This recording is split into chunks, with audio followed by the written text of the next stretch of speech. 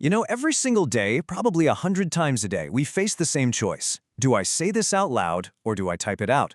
It sounds so simple, right? But honestly, mastering these two tools, the spoken word and the written word, is what really separates good communicators from great ones. So let's open up the Communicator's Toolkit and figure out how to pick the perfect tool for any job. Okay, picture this. You've got an urgent project update, and I mean urgent. The deadline is breathing down your neck, and your team needs to know what's up, like yesterday. What's your first move? Do you call a quick huddle to talk it through, or do you sit down and hammer out a super detailed email? That's the exact dilemma we're going to unpack right now. All right, let's grab our first tool from the kit. This is the one we all learned first, even as little kids, the spoken word. Think of this as your go-to for speed, for making a real human connection, and for just getting things sorted out right here, right now. So what is oral communication really? Well, at its core, it's just swapping information using spoken words. Face-to-face chats, a quick phone call, a big video meeting. The absolute key ingredient here is that it's live. It's happening in real time, it's interactive, and it's happening now.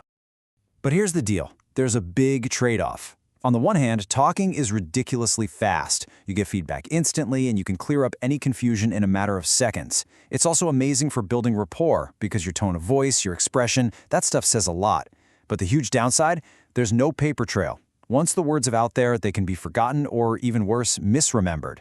And that can lead to some serious problems down the line. And think about it. We use this tool all the time. From those one-on-one chats by the coffee machine and team meetings to big, formal speeches. Every single phone call or video conference you jump on is a conscious choice to use the spoken word. It's pretty much the default setting for our day-to-day lives. Okay, time for our second tool. This is the one that gives our words some serious weight, some permanence. This is the written word. This is the tool you reach for when you need absolute precision, a ton of detail, and an official record of what was said. Written communication is, well, exactly what it sounds like. Getting ideas across with written words. But the game-changing difference here is the permanent, often official record it creates. A conversation can just fade away, but an email or a report, you can pull that up and refer back to it again and again and again. So, what's the trade-off with this one?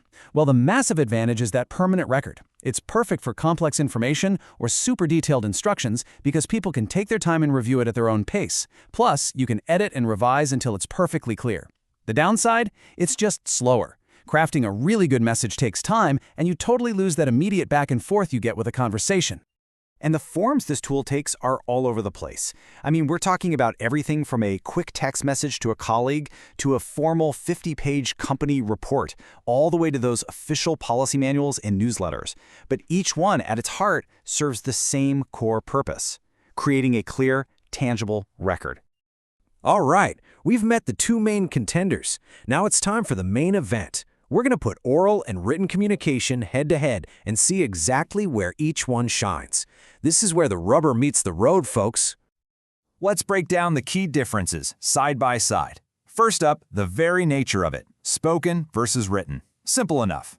What about feedback? Oral is immediate. Written is almost always delayed. The record?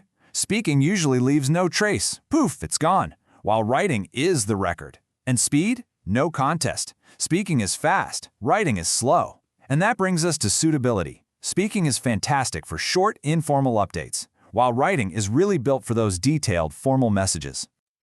So now we get it. We see the strengths, we see the weaknesses, but how do we actually make the right choice when the pressure's on?